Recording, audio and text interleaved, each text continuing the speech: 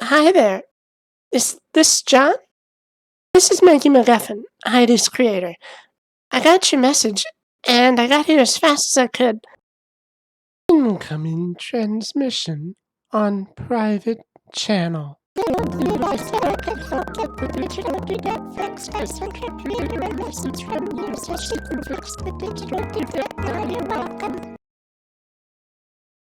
John?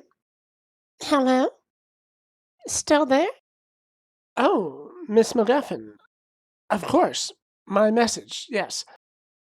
Forgive me, it's been quite a while since I've talked to another person. Oh, no worries. And please, call me Maggie. Okay, Maggie. I'm sending my SRV remotely now to bring you over.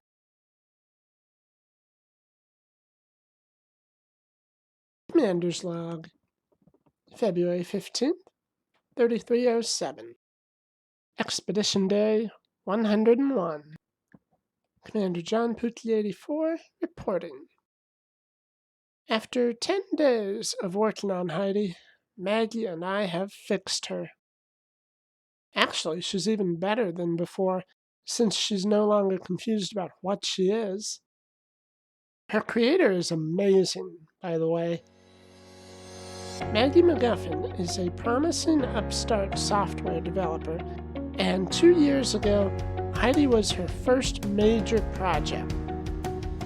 However, about 3/4 of the way through Heidi's development, Maggie had hit a roadblock. Heidi was slow. While Heidi could do all the things that Maggie had programmed her to do, they were being done at a snail's pace. It would take her half an hour to analyze a block of data no bigger than one she would get through the data buffer I installed. No matter what Maggie tried to do, she couldn't get Heidi's analyzing subroutines working right. So she improvised. She downloaded a cockpit voice assistant off the Galnet and tested its capabilities. To her delight, the Cobus had better data analyzing capabilities than Heidi. Maggie then did what any good software engineer would do. She spliced the Cobus analyzing subroutines into Heidi's code. Unfortunately, she didn't do as good a job at cleaning up the code as she should have, and Heidi ended up with a bad case of data addiction. Maggie couldn't get rid of the addiction, but she managed to limit the addiction to only when Heidi had a constant stream of raw data.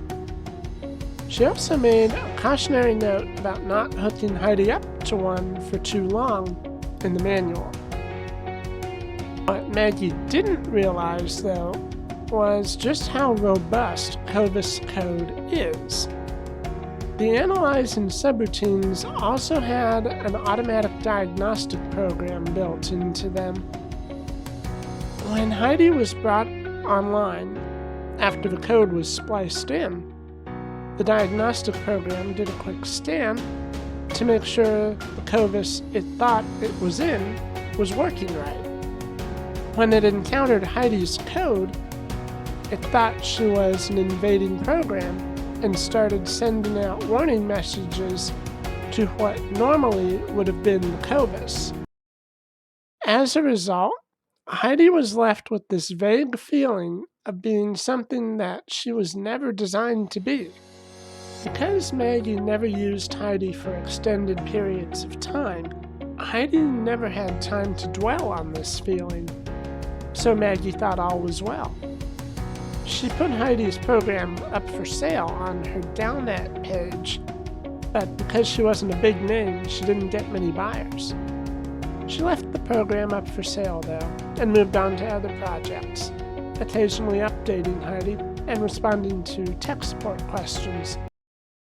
When I bought Heidi's program, I was the first one to ever leave her running continuously for months at a time, and so that vague feeling she had persisted. It had been harmless, but after I had hooked her directly into the sensors back in my favorite system, it began very slowly corrupting her files, because a constant stream of raw data is what a Cobus normally deals with in order to run a ship. It took us 10 days to find the problem, but the fix was simple. Maggie installed a patch to Heidi's code that told the errant diagnostic program that it was where it was supposed to be, and it stopped sending error messages. She also installed her latest updates to Heidi's program, and apparently there are some fun new features that Heidi now has. We finished on February 14th, and since it was Valentine's Day back in the bubble, I asked Maggie if she'd like to have dinner with me, and she said yes.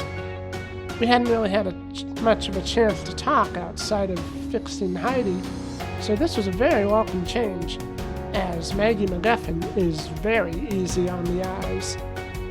She's got a mind to match, too, and we got to know each other over plates of spaghetti. She left this morning, and I would be remiss if I didn't make note about Commander KZ Kawasaki's patience for sticking around for the whole 10 days. I'm sure he had a ton of holovids to watch on his Orca. We're all set, Commander. Have a nice trip. Zulu 10 out.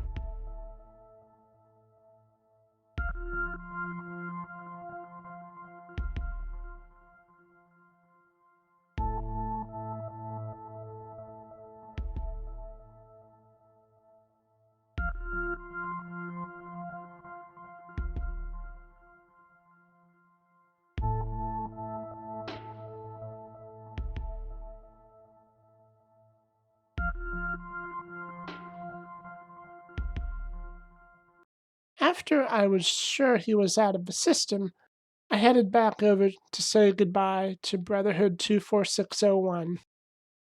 According to them, I am now a righteous little dude, because I didn't tell my two visitors about them. Crystal Math even gave me one of her shards.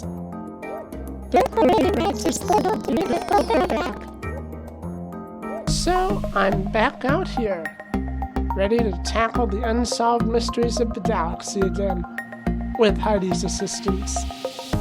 Although, there's one mystery that I think I'll keep to myself. Did anything happen after Maggie MacGuffin and I had dinner? Are you going to at least tell me? Most definitely not, Heidi.